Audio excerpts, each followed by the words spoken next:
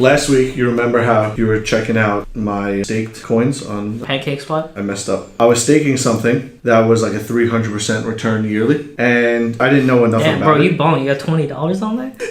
No, it's $20 a coin. So when you go to staking, this one that's cake to BNB, right, is not going anywhere. The one that's cake to BNB, for instance, is not going anywhere because it's on Pancake Swap, and like the liquidity is like $815 million. There's like a ton of interest in just getting cake, which is Pancake Swap's token. I was using some random altcoin, Green Trust, and the liquidity was like $3 million, which is a lot of money for like a random altcoin, and it was at a huge interest rate, and then they just stopped their staking and they were like, okay, you're done. So it finishes the farm, and then the price of the stake itself plummets because it's not valuable anymore. How much did you lose? I lost 50% of my money, but it was only $200. I gained 10% on the actual like staking, which is crazy. So I gained like $15. But if I took out my staked like pair before they finished the staking, I would have kept all my money. So like this is what I gained on this stake, and then I lost all my BNB and what's it called? It was crazy. Yeah, guys, when you're doing staking, a lot of people are doing staking. Guys, don't get too infatuated with it. Everybody is telling people, oh, you gotta stake with crypto. Be collected. High risk, high reward. You're not just gonna stake and make free money all day, every day. It's not that simple.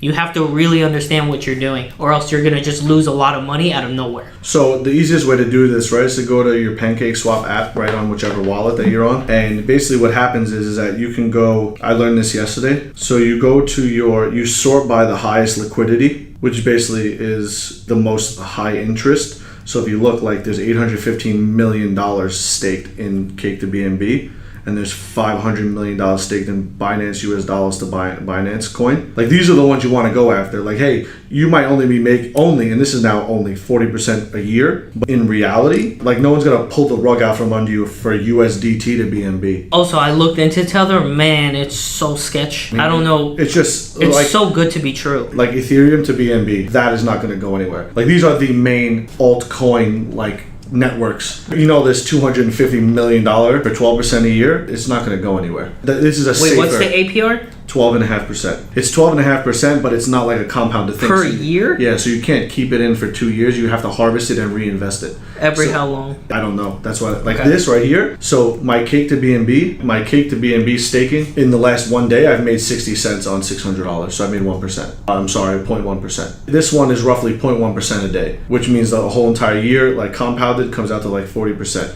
So now I have to figure out ways to see how long this is going to run for. But I would assume that it's Pancake Swap, that they're going to stake their own token indefinitely. Because basically this is just free liquidity for them to use, right? So wait, what is staking exactly? Where is this net value coming from? So the way I understand it, which could be incorrect, but I would like to see people comment on the video to explain this, right, if I'm wrong. So what happens is you take Cake and you take BNB, right? Let's say you have $100. Transfer half to BNB to Cake. So now you have 50 and 50, and you stake them against each other, and it basically, like, the blockchain uses this in some sort of way to like confirm the blockchain itself. I don't know the dynamic behind it, but instead of going out and buying like a mining rig, you're basically buying your position the rest of the blockchain. I don't understand the legit. I need to research the simple definition. You know when you trade Bitcoin, yeah, and you have to get confirmations, right? When you trade a Bitcoin or an Ethereum, like when you give it to somebody else, the blockchain has to confirm. Yeah, that's automatic though. It's automatic. You can be a part of that confirmation setup by owning a mining rig, and you get rewarded in Bitcoin, right? So you're part of the network. This allows you to be part of the network without owning like a rig almost. So it sounds like I just don't understand the bottom line framework enough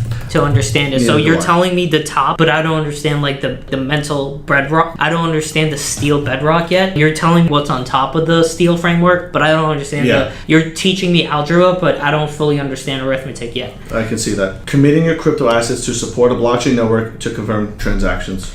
Yeah, so like that's algebra. I still don't understand the arithmetic part. It took me a while to understand what blockchain is. First of all, 99% of people don't know what blockchain is. They just pretend to. Very few people understand what blockchain is. 99% of the people who actually understand blockchain don't understand how to use it and code it. Being a blockchain engineer, I have a buddy, Jay Brown, subscribe to his blockchain podcast, where he's becoming a blockchain engineer. He used to be a videographer. Now he's converting into a blockchain engineer, and he's documenting his journey through like podcasts and stuff like that. So like that's awesome. Check out Jake Brown, J Brown Visuals. Type in Jake Brown blockchain, you'll find him. Check him out. He's a buddy of mine.